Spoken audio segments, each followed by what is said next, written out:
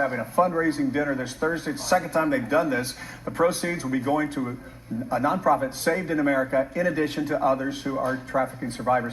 Here to tell us more about this event is Susie Day and Armand King. Good morning to the two of you. Good morning. This is an issue that has really hit front and center over the past few years, particularly here in San Diego County. What does the Lynch Foundation do in that respect?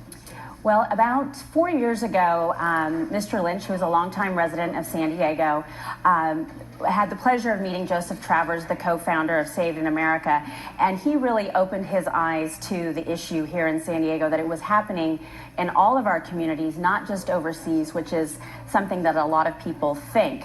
So once he found out a lot more about that, he really wanted to attack it from a prevention standpoint. So we have supported education curriculums, continue supporting Saved in America, which assists families to locate and recover missing children. And we love working with organizations like Armand, other great anti-trafficking organizations in San Diego, because collaboration is really the key to really making a difference. We want to talk about the big event coming up Thursday night in a moment, but I want to talk to Armand. He's the CEO of something called Paving Great Futures. Correct. And I mentioned off the top that this has come front and center over the past few years. For those who have never been affected, it's front and center over the last few years. For you, it's been front and center for how long? 20 years. 20 years. Tell us about your story. Well, my story is like many stories from the demographic of people where I come from. It's almost like a second America.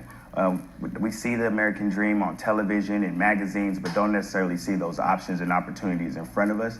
I was born coming out of a huge epidemic that hit the inner cities across America, the crack epidemic, and then later on going into a lot of gang activity, all of which slowed down, but yet opportunities and options never were presented to the impoverished communities.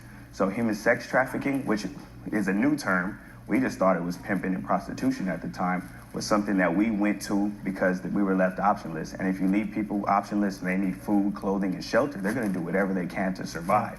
So intervention and prevention is best done through giving people other options and helping the kids early so that they can see and believe they can do other things other than what they're left to. And Armand, I mentioned or asked you earlier, I said, well, how did you get out of it? You said you grew out of it. What do you mean by that? You grew out of it? Grew out of it. You get older, you go through, you bump your head, you didn't go to jail, you grow up. Most of us, we got involved in it at an early age where we weren't able to have these life experiences and things like that. So as you become a man, as you become a woman, and you realize this is just not this is just not the lifestyle for you. It's like you might have got a taste of that carrot that was dangled in front of you, and then you constantly keep traveling after that carrot trying to get it, but you never get the carrot. Yeah. Eventually you might give up. So we grew out of it, like a lot of my peers grew out of it, and now working jobs, taking care of families, trying to help others not to go through the same path that we went through. Right. But it took us actually getting older and realizing that was the wrong way. Well, it's so admirable of you to come back and give back to something that you knew was wrong, and that you're making things right now. Not enough can be said about that.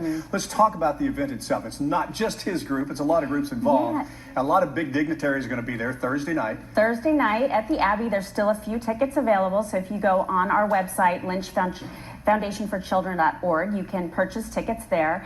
But we will have an amazing and impactful program. This year's beneficiaries are Saved in America, Ending the Game, which is a curriculum to educate and empower survivors and really help them get rid of the invisible chains of coercion that these traffickers put on these girls. And we'll hear from some of those survivors, We will hear from them. We have families there as well.